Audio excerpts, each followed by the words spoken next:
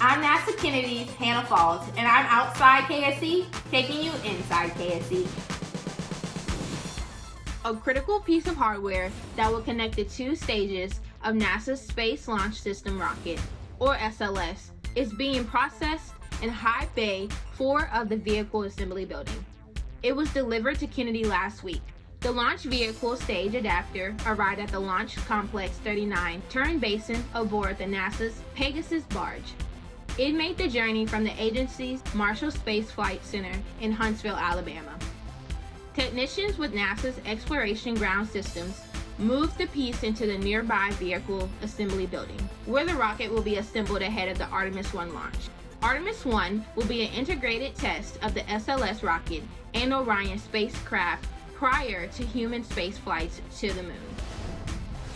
NASA astronauts Robert Behnken and Douglas Hurley glided to a safe splashdown in the Gulf of Mexico aboard the SpaceX Crew Dragon Endeavour on August 2nd. It was a triumphant end to NASA's historic SpaceX Demo-2 mission, which began with liftoff from Kennedy Space Center on May 30th aboard a Falcon 9 rocket.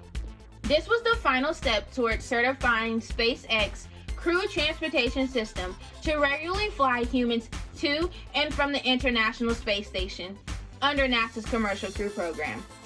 That certification will pave the way for the scheduled launch later this year of SpaceX's first operational mission, Crew 1, when NASA astronauts Mike Hopkins, Victor Glover, and Shannon Walker, along with Suichi Noguchi of the Japan Aerospace Exploration Agency.